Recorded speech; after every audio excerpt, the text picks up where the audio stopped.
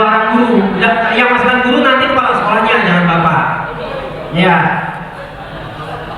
Biar kepala sekolahnya masukkan. Nanti jam supervisi minimal 2 orang. Manajemen sekolah itu. Yang kedua adalah supervisi dan yang ketiga adalah kewirausahaan. Namanya kewirausahaan banyak yang simpang siur. Saya masih ingat dia flashback sebentar ya. Waktu CKS ada gelar kaya CKS yang disediakan oleh ARSI yang sudah disepakati dalam Munas kelima di bulan Oktober tahun 2000. Memang beliau sudah melakukan pendaftaran di gelombang 2 kemarin.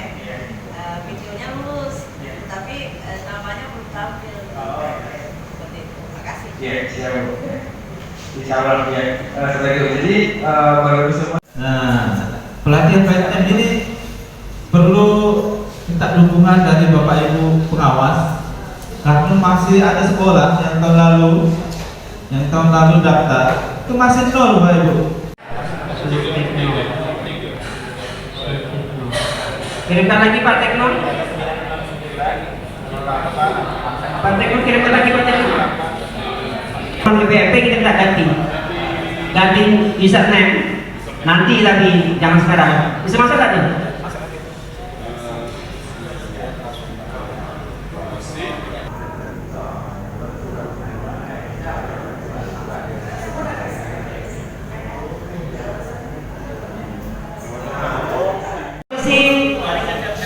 Akademik dengan laman yang sama, ya, dengan laman yang sama, dengan lamannya yaitu laman supervisi.bpnp.kalbar.id, tetapi username-nya diganti, username-nya menggunakan NPSN, passwordnya supervisi 1722. Kalau diperhatikan ya, itu pasti tidak menutup kemungkinan kan tuh ya, bisa jadi, bisa jadi. Nah itu ya, itu benar-benar perlu dicermati oleh pengawas sekolah ya. Karena apa, misalnya Pak Iwan ya, ternyata penampilannya kan bukan Pak Iwan ya kan, yang misalnya pengawas lain. Setelah Pak Iwan mensupervisi ya, buat centang-centang nilainya lebih rendah, langsung diupload, kan ada tanya ya, itu perlu ya. Nanti saya ngomong itu sebenarnya itu Bapak ya. Cuma ini kan memang harus kita buat dulu, jangan sampai tidak ada. Semua kepala sekolah sudah jawab ya, karena memang sudah dilakukan sosialisasi, termasuk Pergub nomor 11. Nomor 5, apakah ada pegawai sekolah saudara yang melanggar disiplin? Tentu ini kaitannya dengan poin yang A tadi. Kalau yang A tadi ternyata ditemukan, maka jawaban nomor 5 ini pasti ya ada. Nah, kemudian jika ada jenis pelanggaran Waktu 4 tahunan. Jadi sudah jelas di sini bahwa disebutkan bahwa pasal 10 itu mengatakan yang menjabat dilakukan oleh pengawas pembina itu setiap tahun, Bapak Ibu.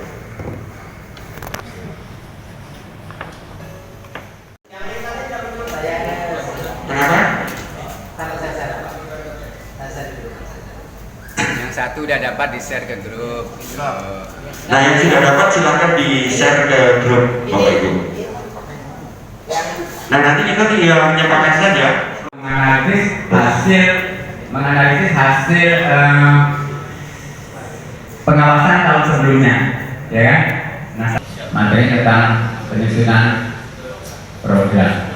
Saya rasa sebentar itu, terima kasih. Kalau yang 4/18 misalnya kayak itu, karena kalau 20 itu tidak ada persentase, tidak ada yang memenuhi, tidak ada sekolah yang ini seperti itu misalnya. Oh, 20% itu berarti kan berarti 18 kali dengan 3,6 belum memiliki jadwal yang rutin, sehingga kegiatan hanya dilakukan sewaktu tidak diperlukan.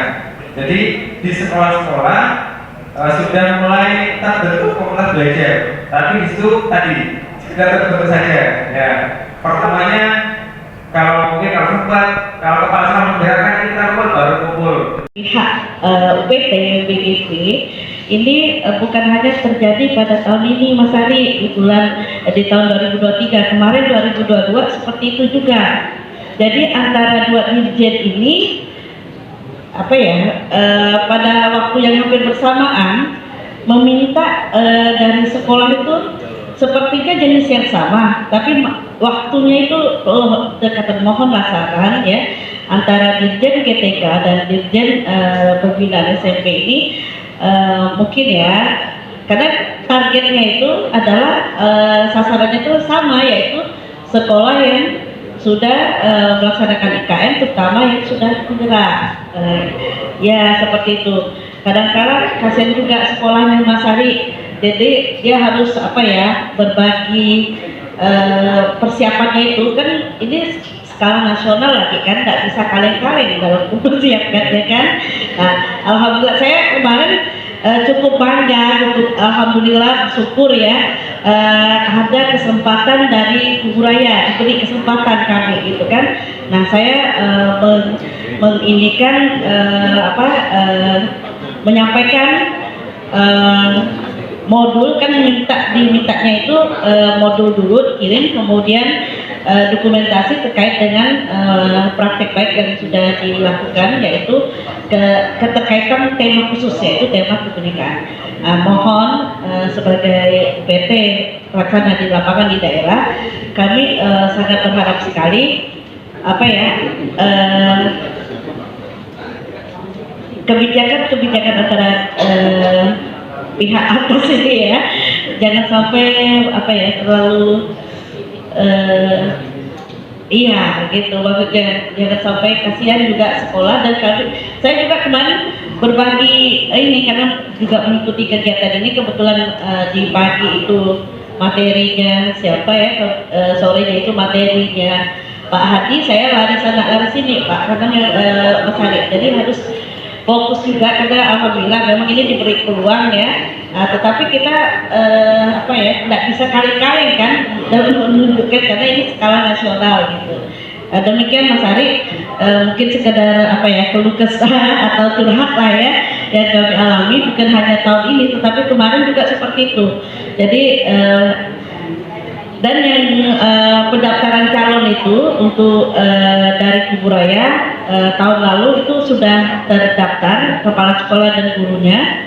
Itu memang alhamdulillah dari angkatan 1 sekolah penggerak itu Immanuel, Kubu 1, kemudian Alfitian dan Kanaan. Untuk satu Kuala Mandor itu memang kemarin terkendala, mereka ini kan tadinya memang mau mundur kasusnya dan tidak mendapat fasilitas penguatan komite pembelajar, kalau istilah angkatan 2, kalau dulu namanya DKP ya Pak ya.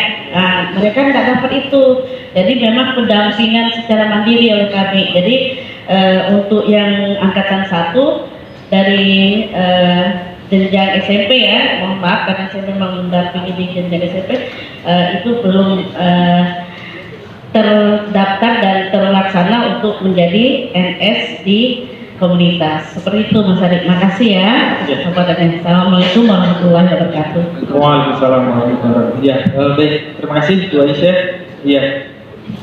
Ya, nanti mungkin kalau ada sesi di rakor IKM ya, mungkin nanti bisa kami sampaikan ya Ibu terkait tadi ya permohonan sebelum pendaftaran narasumber oleh pusat seperti. Jadi kemarin juga memang ada diskusi ya Bapak Ibu semuanya. Jadi kan Kementerian Pendidikan, Kebudayaan Riset dan Teknologi ini kan punya 3 program prioritas ya Bapak Ibu semuanya. Yang pertama ada program guru penggerak, kemudian program sekolah penggerak, dan ada implementasi kurikulum merdeka. Nah, di situ semuanya melibatkan kepala sekolah, guru, dinas pendidikan, dan semuanya stakeholder pendidikan di daerah itu. Jadi kemarin juga ada keluhan Bapak Ibu semuanya. Ternyata di guru penggerak itu pengajar PI-nya itu ternyata harus meninggalkan kelasnya masing-masing. Padahal itu untuk melakukan PI itu harus mungkin bisa 3 hari sampai seminggu seperti itu. Jadi kemarin ada instruksi dari Bu Medira maupun dari Pak Praptono, Pak Direktur STSTK. Jadi dikembalikan lagi bahwa tugas utama guru adalah mengajar siswa-siswanya. Jadi itu yang lebih diutamakan Bapak Ibu semuanya. Jadi jangan sampai program-program dari kementerian ini malah merugikan siswa-siswanya itu sendiri. Padahal tugas guru yang utama adalah mendidik siswa-siswanya seperti itu. Jadi silakan Bapak Ibu guru, kepala sekolah bisa mengikuti program-program yang lainnya, asalkan pembelajaran yang berpusat pada siswa yang menjadi yang menjadi tugas utamanya seperti itu.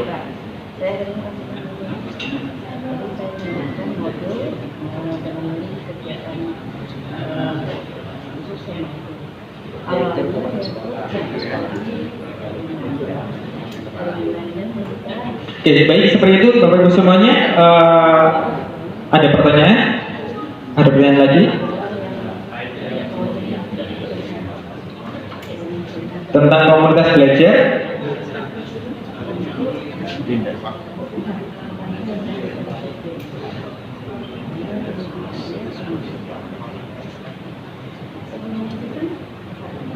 Mas, Iya Pak, silakan. tadi itu bahasanya Pak Prabama itu ada nggak kira-kira di share ya? Ada kan? Yang mengutamakan tugas. Itu Pak, apa namanya? Kemarin itu dalam gimana Pak? Hanya pernyataan. Kemarin dalam WA group di WA group IKM Kementerian Pendidikan Kemdikbud. Nah, kemudian kemarin ada usulan juga bahwa jadi pernyataan dari pimpinan Kemdikbud itu mohon dibuatkan semacam surat edarannya seperti kan. Nah, ini kami masih menunggu itu. Mudah-mudahan nanti bisa segera ya dibuatkan untuk disebarkan kepada guru-guru, kepala sekolah dan lainnya seperti itu.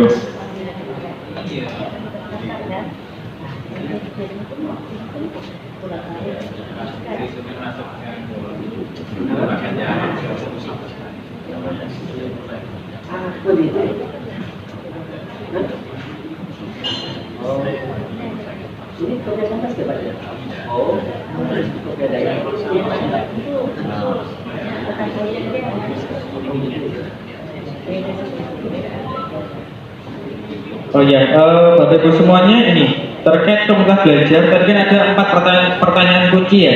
Nah, ini sebentar saya ada kelupaan tadi.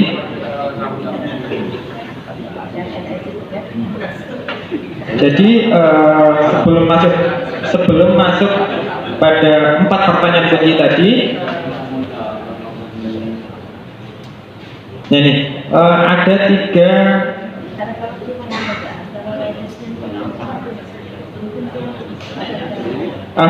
ide besar yang bisa dikembangkan dalam komunitas belajar.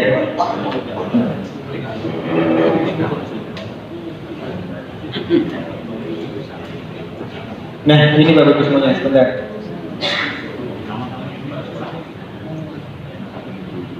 Nah, ini 3 ide besar ini komunitas belajar yang berpusat pada siswa. Kalau tadi kita sudah membahas tentang tadi ya 4 pertanyaan pemantik tadi, nah itu berarti masuk dalam fokus pada pembelajaran, ya kan? Kami tadi berfokus pada bagaimana sih pembelajaran di kelas seperti itu, bagaimana kita membuat peserta itu belajar, kemudian jika mereka sudah belajar kita mau ngapain, jika mereka tidak mau belajar kita harus ngapain. Nah itu menjadi pertanyaan-pertanyaan pemantik. Nah, tapi kita kembali lagi, kita mundur sedikit. Nah, ini ada 3 ide besar dalam komunitas belajar yang berpusat pada siswa. Yang pertama tadi fokus pada pembelajaran, kemudian yang kedua fokus budaya kolaborasi dan tanggung jawab bersama, kemudian yang ketiga yaitu fokus pada hasil. Nah, Bapak Ibu semuanya, ini yang tadi ya, yang pertama fokus pada pembelajaran. Di sini ada 4 pertanyaan pemantik, ada 4 pertanyaan kunci. Kemudian ini kolaborasi dan tanggung jawab secara kolektif. Jadi Bapak Ibu semuanya, ini kolaborasi oleh guru-guru dalam satuan pendidikan itu dimulai dari kegiatan diskusi dan berbagi praktik baik pengajaran sampai pelaksanaan kegiatan belajar mengajar di kelasnya masing-masing. Nah, di sini pasti ada sikap saling membantu, kemudian otomatis guru-gurunya harus memiliki pemikiran terbuka dan senang memecahkan masalah secara bersama-sama. Kemudian ini perkembangan belajar murid menjadi tanggung jawab bersama oleh kepala sekolah dan guru-gurunya secara berkelanjutan. Nah, ini perlu diupayakan secara berkelanjutan seperti itu. Jadi Bapak Ibu semuanya, jadi jangan sampai ternyata ini anak murid-murid kelas 2 hanya menjadi tanggung jawab wali kelas 2 saja, tidak. Jadi semua murid-murid yang ada di sekolah merupakan tanggung jawab bersama semua stakeholder yang ada di sekolah tersebut, dari kepala sekolah, guru-gurunya, mungkin juga sampai tenaga kependidikannya. Kemudian di sini yang ketiga yaitu berorientasi pada hasil belajar peserta didik. Nah, tadi Bapak Ibu semuanya, ini ya, ini mulai dari melakukan asesmen yang berkelanjutan. Kemudian untuk mendapatkan bukti bahwa peserta didik telah memiliki kepengetahuan dan keterampilan yang dibutuhkan. Nah, kemudian di sini ada output, ya, output serta acuan terbangunnya komunitas belajar. Jadi Bapak Ibu semuanya, adanya komunitas belajar ini tidak hanya tadi ya, tidak hanya keluarannya, outputnya itu hanya sebatas RPP atau metode mengejar saja, tapi juga berdampak pada peningkatan hasil belajar peserta didik. Nah, ini jadi Bapak Ibu semuanya, tidak hanya seberapa baiknya perencanaan pembelajaran yang telah disusun, tapi juga dilaksanakan hingga berdampak pada peningkatan hasil belajar peserta didik. Kemudian ini outcome-nya hasil belajar peserta didik berupa tercapainya kompetensi yang diharapkan sesuai dengan tujuan pembelajaran. Jadi bukan sebatas nilai-nilai murid itu naik dari 70 menjadi 80, 90, 100, tapi juga ini tercapainya kompetensi yang diharapkan sesuai dengan tujuan pembelajaran. Nah, Bapak Ibu semuanya, ini dalam prosesnya komunitas belajar ini, satuan pendidikan harus secara sistematis memantau perkembangan pembelajaran peserta didik dan menggunakan bukti pencapaian untuk segera membantu peserta didik yang mengalami kesulitan, sehingga segera peserta didik tersebut segera didorong untuk melakukan perbaikan berkelanjutan. Jadi Bapak Ibu semuanya, kalau komunitas belajar ini sudah terbentuk dan sudah berjalan seperti yang kita harapkan di sekolahnya masing-masing, setiap minggu ada refleksi, ada pertemuan. Nah, ini kami diharapkan sekali ini akan menjadi akan terjadi perbaikan secara berkelanjutan. Di situ bahwa guru-guru menjadi pembelajar sepanjang hayat. Jadi tidak hanya murid-muridnya saja dituntut menjadi pembelajar sepanjang hayat, tapi guru-gurunya juga menjadi contoh untuk murid-muridnya. Nah, ini Bapak Ibu semuanya, ada kata-kata dari Ki Hajar Dewantara, ini sangat sangat sesuai dengan prinsip kurikulum merdeka, yaitu pembelajaran berdiferensiasi, yaitu jangan menyeragamkan hal-hal yang tidak perlu atau tidak bisa diseragamkan. Perbedaan bakat dan keadaan hidup anak dari masyarakat yang berbeda harus menjadi perhatian dan diakomodasi. Dan ini yang mengakomodasi adalah Bapak Ibu kepala sekolah dan guru-guru di satuan pendidikan masing-masing. Nah, ini Bapak Ibu semuanya, dari Bapak Ibu pengawas tadi ya, kami sangat berharap sekali dukungan dari Bapak Ibu pengawas untuk tadi menggerakkan satuan pendidikannya di bawah binaannya masing-masing. Seperti itu.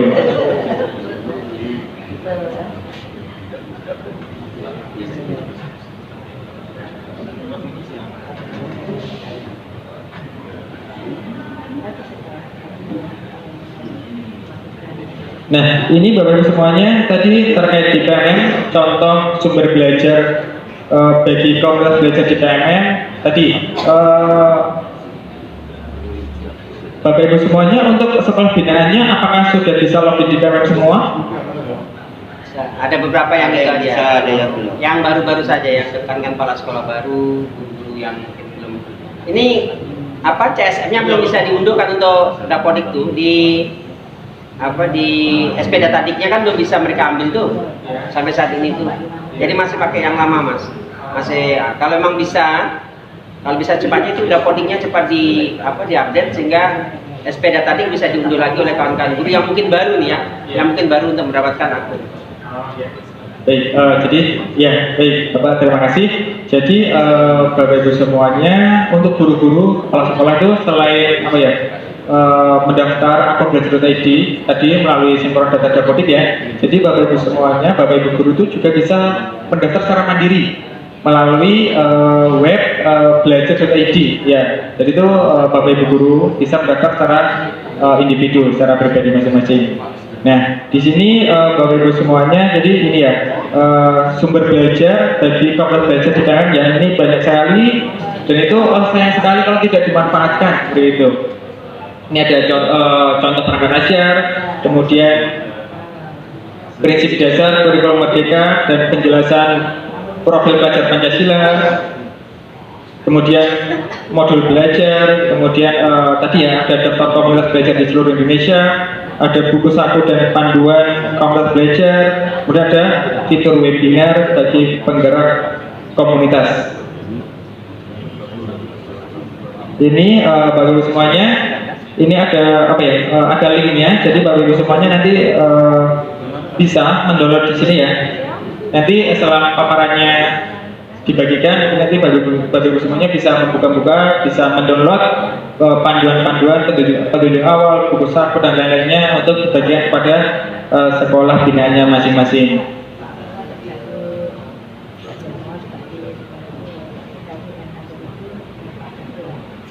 Nah, ini manfaat menu komunitas belajar dalam PMM. Jadi tadi Bapak Ibu semuanya, guru-guru tadi bisa bergabung dalam komunitas belajar di PMM itu bisa sampai 20 komunitas. Nah, ini ada manfaat-manfaat baik untuk guru maupun untuk ketua komunitasnya. Ya, ini guru bisa belajar bersama, jadi tidak mengenal waktu dan tempat, dan guru bisa berbagi praktik baiknya, juga bisa mendapatkan teman belajar untuk berdiskusi terkait hal baru. Nih, guru juga dapat mengikuti kegiatan daring seperti itu.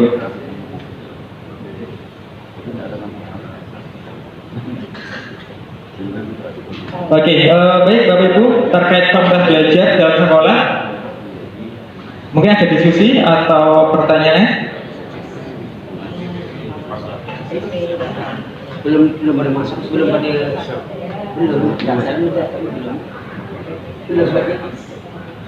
Baik, ya.